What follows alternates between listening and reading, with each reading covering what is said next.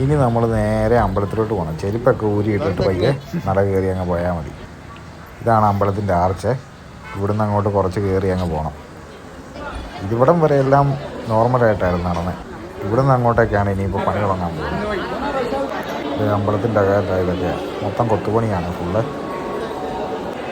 നമ്മൾ കരുതുന്ന പോലെ ഇതൊരു അമ്പലം മാത്രമല്ല, ഇതൊരു ട്രസ്റ്റാണ്.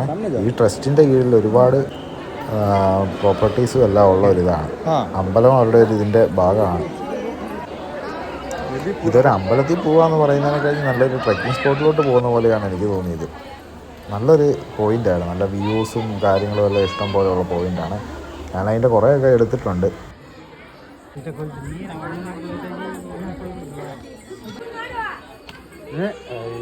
इधर गया ए साइड में। हाँ हम अभी इधर गए चैन डाल के इधर गया देखो इधर എൻ്റെ പൊന്നടാ, കയറ്റം അങ്ങോട്ട് കയറാൻ തുടങ്ങിയപ്പോൾ ഞാൻ നിന്ന് പെട്ടിയോട്ടം വലിക്കുന്ന പോലെ നിന്ന് വലിക്കാൻ തുടങ്ങി. എൻ്റെ കൂടെ വന്നയാളാണെങ്കിൽ ജില്ലെന്നും പറഞ്ഞുകൊണ്ട് മലയൊക്കെ കയറുക. പുള്ളിക്ക് നല്ല എക്സ്പീരിയൻസ് ഉണ്ട്. പുള്ളി ഇടയ്ക്കിടയ്ക്ക് വരുന്നതാണ് ഇവിടെ. പക്ഷെ ഞാൻ ആദ്യമായിട്ടായതുകൊണ്ട് എനിക്ക് ശബരിമല കയറിയൊരു എക്സ്പീരിയൻസ് ഉള്ളതുകൊണ്ട് നമ്മൾ അങ്ങോട്ടേക്ക് അങ്ങ് അഡ്ജസ്റ്റ് ചെയ്തങ്ങ് പോവുക. പക്ഷേ ഈ കഷ്ടപ്പാടിൻ്റെ ഒക്കെ പോലെ അങ്ങ് മുകളിൽ ചെല്ലുമ്പോൾ അതിനുള്ള ഉണ്ട് കേട്ടോ. നല്ല അടിപൊളി ഒരു അഡ്വഞ്ചർ സ്പോട്ടാണ്. 2000 സ്റ്റെപ്പ്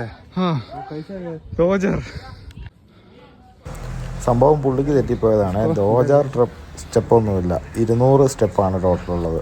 ബാക്കി ഈ മേളിലോട്ടുള്ളത് പോകുമ്പോഴത്തേക്ക് അതിൻ്റെ കൂടുതൽ നടക്കാൻ വേണ്ടിയിട്ടുണ്ടെന്നാണ് എനിക്ക് തോന്നുന്നത്. ഇപ്പോൾ ഒരു ഗുഹയുടെ അകത്തോട്ടേക്ക് എന്നെ വിളിച്ചോണ്ട് പോവാം.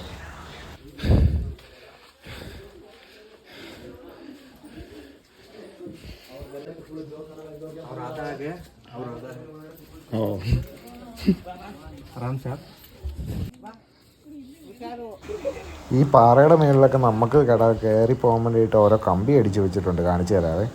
അവത്തെ പിടിച്ചാൽ പിള്ളേരൊക്കെ ചുമ്മാ സ്പൈഡർമാനെ പോലെയാണ് കയറി പോകുന്നത്. നമുക്ക് പറ്റത്തില്ല, നമുക്ക് പ്രായമായി തുടങ്ങിയില്ലേ. അത് മേളിൽ ഒരു വിധത്തിൽ ഞാൻ വലിഞ്ഞു കയറി ചെന്ന് കേട്ടോ.